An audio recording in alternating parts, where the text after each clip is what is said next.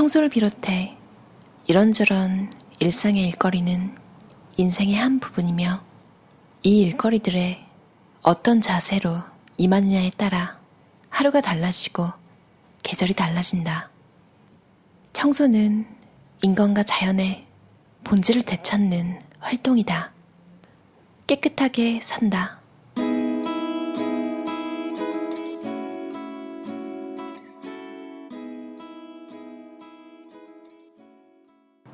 깨끗한 공간이 주는 위안. 숙녀는 청소를 하고 정원을 가꾸는 일도 명상을 할 때처럼 수련하는 자세로 임한다. 숙녀는 자신의 주변 세상을 아끼고 존중한다. 자신이 바로 그 세상 덕분에 살고 있음을 알기 때문이다. 숙녀는 빗자루를 신성한 물건으로 여기며 빗자루를 사용해 청소할 때는 자신의 마음부터 먼저 깨끗이 한다. 선불교에서는 청소를 자기 자신을 깨끗이 하는 일이라고 가르친다. 물건을 제자리에 놓고 방을 정돈하는 것은 곧 세상을 깨끗이 하는 것을 뜻한다. 이러한 수행이 어떤 도움을 주는지는 90살 숙녀의 평온한 얼굴을 보는 것으로 충분하다. 깨끗한 공간은 마음에 위안을 준다. 반짝반짝 빛나는 그릇은 평화를 준다. 하루하루의 생활을 꾸려가기 위해 몸을 충분히 움직인다면 신체적이나 정신적인 무기력증에도 걸리지 않을 것이다. 청소는 품위 없는 노동이 아니라 인간과 자연의 본질을 되찾는 활동이다. 집안일은 삶에 꼭 필요한 요소다. 쓸고 닦고 세탁하고 요리하는 일은 사람들의 건강을 지키고 자기 자신의 인생을 스스로 책임지는 일이다.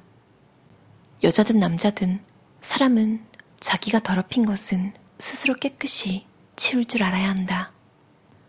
남한테 그 일을 시킬 능력이 있는 사람도 마찬가지다. 물리적인 노동의 세계를 무시해서는 안 된다. 그 세계에는 아름다움과 올바름의 가치가 있다. 집을 청소하는 것은 이를 닦는 일과 같다. 꼭 필요한 일이라는 얘기다. 청소의 기술. 청소하는 시간을 즐거운 시간으로 만들자. 청소에 맞는 복장을 갖추고 음악을 틀어놓고 유익한 운동을 한다고 생각하자. 청소용 도구나 제품을 너무 많이 사용하는 것은 피하자. 그런 물건들 역시 거추장스러움을 부를 뿐이다. 표백, 소독, 살균 기능을 두루 갖춘 하나의 제품처럼 효과가 좋은 2-3가지 정도만 사용하기 편리한 곳에 놓고 쓰자. 빗자루, 진공청소기, 양동이 등 대접받지 못하는 이 모든 물건을 위해서도 공간을 따로 마련해주자. 우리는 질병과 죽음, 그리고 잠든 동안 우리를 덮치는 온갖 악몽 앞에서 무력하다. 하지만 정돈된 공간은 우리가 적어도 우주의 작은 한 모퉁이에 질서를 부여할 능력을 갖추고 있음을 증명한다. 자고 일어나면 침대 시트를 정리하고 세안 후에는 세면대를 깨끗이 치우고 시리얼 상자 뚜껑 같은 것은 꼭 닫고 물건은 쓰고 나면 제자리에 놓자. 이런 행동은 개인적인 작은 보람을 선물한다. 이제 막 해놓은 것을 보면서 뿌듯함과 만족감, 아름다움을 만끽하자. 일상생활에 숨겨진 그런 작은 기쁨들을 발견하고 즐길 줄 알아야 한다. 주변에 질서를 부여하면 마음에도 질서가 자리 잡는다. 서랍에서 자질구레한 물건을 치우거나 벽장을 정돈하는 등 주변을 정리하고 단순하게 만들 때마다 우리는 자신의 인생에서 무언가를 통제하고 있다는 안정감을 느낄 수 있다. 손에 닿는 것은 직접 아름답게 관리하자. 힘든 노동이 요구되는 경우라도 직접 하자. 아름다움에 대한 감각을 갖고 싶다면 행동이 따라야 한다. 일상생활의 가장 사소한 행동일지라도 우리가 하는 행동 하나하나가 아름다움을 창조하는 품위 있는 일이 될 수 있다. 도움이 될 만한 3가지 원칙을 알려주자면 다음과 같다. 첫째, 물건은 각각 자리를 정해놓고 그 자리에 두자. 둘째, 물건을 정돈하면 시간이 절약되고 기억해내는 부담도 줄어든다. 셋째, 깨끗하고 정돈된 환경은 일의 능률을 높인다. 불교 사상이 모든 군더더기를 없애고 어떤 장소에 완벽한 청결을 강조하는 것은 한 사람이 뿌리를 내리고 살아가는 공간이 그 사람의 정신에 자연스럽게 영향을 미친다는 사실을 익히 알았기 때문이다. 자신의 공간을 깨끗이 하고 더 이상 필요하지 않은 것들을 치우는 법을 빨리 터득할수록 그 사람은 더욱 열린 마음으로 새로운 것에도 쉽게 다가갈 수 있게 된다. 자신의 주변을 정리하고 청소하는 일은 집뿐만 아니라 마음을 깨끗이 하는 일이기도 하다. 마룻바닥에 반짝반짝 윤이라도 한번 내어본다면 이 말뜻을 이해하게 될 것이다. 천장은 빗자루 끝에 걸레를 묶어 청소한다. 정전기로 인한 먼지를 줄이려면 린스를 한 방울 떨어뜨린 물에 빤 걸레로 닦아준다. 기름때가 심한 주방 환풍기는 설거지 세제를 푼 물에 담가두었다가 씻는다. 좁은 틈을 청소할 때는 스펀지 한쪽 모서리를 뾰족하게 만들어 사용한다. 냉장고 안에 쌓인 찌꺼기는 진공 청소기를 이용해 쓸어낸다. 진공 청소기 필터에 에센셜 오일을 적신 솜을 끼워두면 나쁜 냄새가 없어진다. 옷을 더럽힐 수 있는 일을 할 때는 커다란 비닐을 앞치마처럼 두르고 한다. 옷에 붙은 먼지는 테이프 클리너로 제거한다. 빨랫감은 종류별로 다른 빨래 바구니에 담는다. 세제를 많이 쓰면 옷이 상하므로 빨래할 때는 세제를 지나치게 많이 넣지 않는다. 스웨터나 손상되기 쉬운 옷을 세탁기에 돌릴 때는 세탁망을 이용한다. 집 현관에 가방, 외투, 장갑, 목도리 등을 둘 자리를 만든다. 침대 시트와 베개 커버는 한 세트씩 정리해둔다. 전선이나 끈은 손에 감아서 타래를 만들어 정리한다. 솜이나 면봉은 투명한 용기에 넣어둔다. 서류 파일에는 내용물을 알아볼 수 있게 라벨을 붙여둔다. 잎이 작은 식물은 잎이 큰 식물보다 일거리가 많으므로 피한다. 덜어내며 살면 정리해야 할 물건이 줄어들어 시스템의 효율성이 높아진다. 주걱을 찾으려고 부엌 서랍을 뒤지는 대신 곧바로 꺼낼 수 있다. 널어놓은 빨래를 빠르게 개키면 너무 오랫동안 개키지 않아서 더러운지 깨끗한지조차 알 수 없는 빨랫더미를 다시 세탁하는 일이 없다. 청소기를 돌리기 전에 10분 동안 거실 바닥을 정리하는 대신 물건 두어 개만 집어들고 청소기의 전원을 켠다. 일주일 동안 이런 사소한 행동을 수십 번 반복해보자. 즐거운 일을 하듯이 조금씩 청소하다 보면 어느새 주변이 깨끗해지고 기분도 상쾌해진다. 기억하자. 청소는 마음을 닦는 일이다. 맞아요.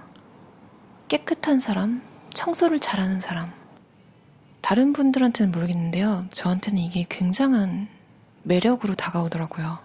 청소를 잘하고 주변 정리를 잘하는 사람은 그냥 잘 모르지만 뭔가 신뢰할 수 있는 느낌이 들어요. 제가 최근에 읽은 책 제목이 나는 당신의 아랫사람이 아닙니다 라는 책인데요. 호칭에 관한 책이에요. 왜냐면 여자들은 결혼하면 생판 모르는 그러니까 생판 모르는 남편의 가족들을 높여서 부르잖아요. 아니 같이 자란 것도 아닌데 도련님 아가씨라고 불러야 되잖아요. 형님, 시아버님, 시어머님. 그러니까 이런 생각을 잘 안 해봤는데 이 책이 정말 셉니다. 그러니까 이런 분들이 있어서 호칭 같은 게 변하고 제도 같은 게 변할 수 있는 것 같아요. 진짜 저가 이렇게 할 수 있을지는 정말 모르겠어요. 그만큼 고군분투하는 진짜 가족들이랑 다 싸워가면서 투쟁을 하는 내용인데요. 아무튼 이거랑 오늘 주제랑은 상관이 없지만 거기 나오는 왜 이렇게 독립적이고 불편하거나 거슬리는 게 있으면 눈 감지 못하는 분이 어떻게 결혼까지 하게 되었나 하면요.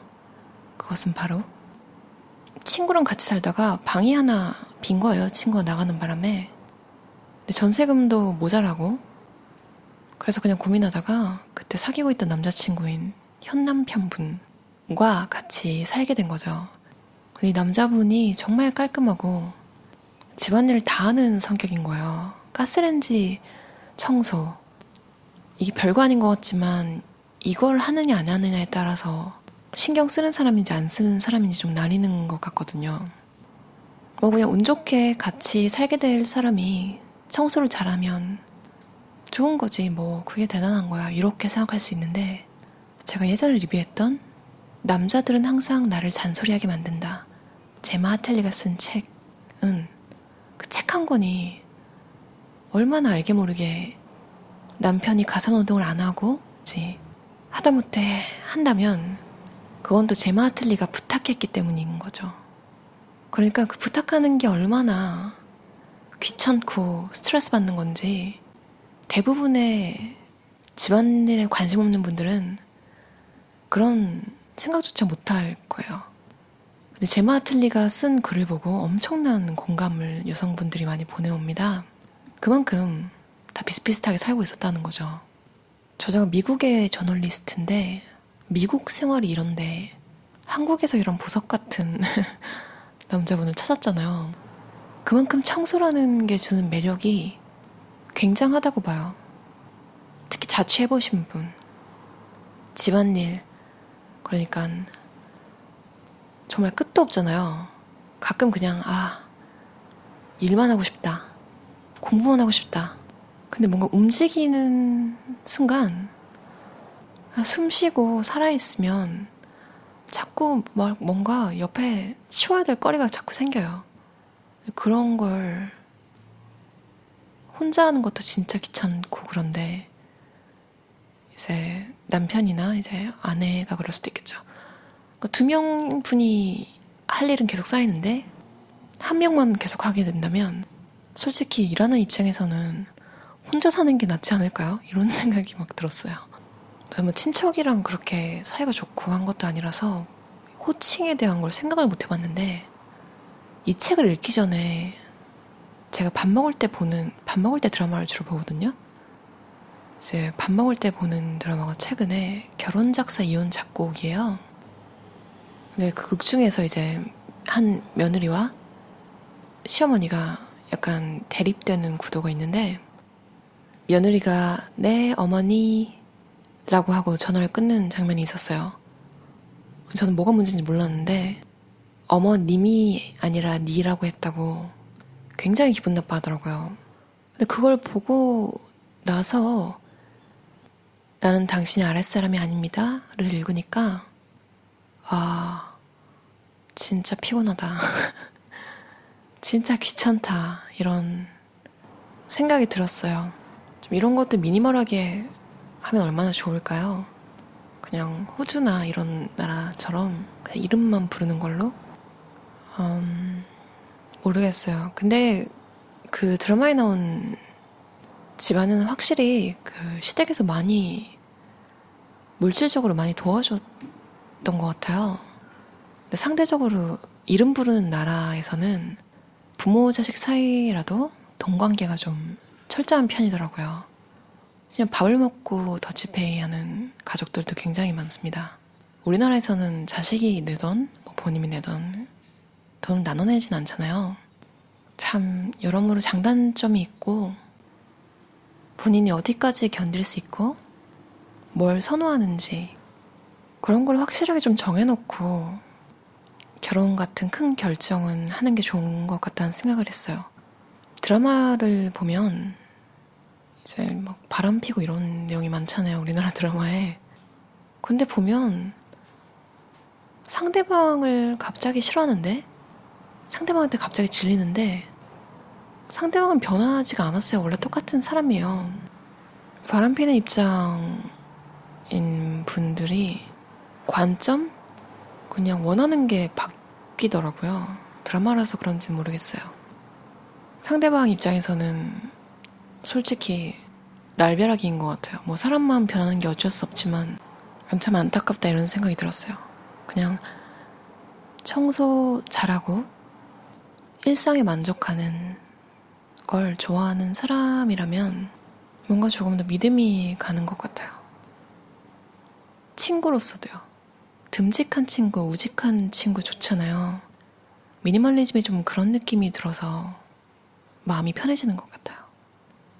그럼 여러분 들어주셔서 감사합니다. 오늘도 깨끗하고 편하고 즐거운 저녁 보내세요.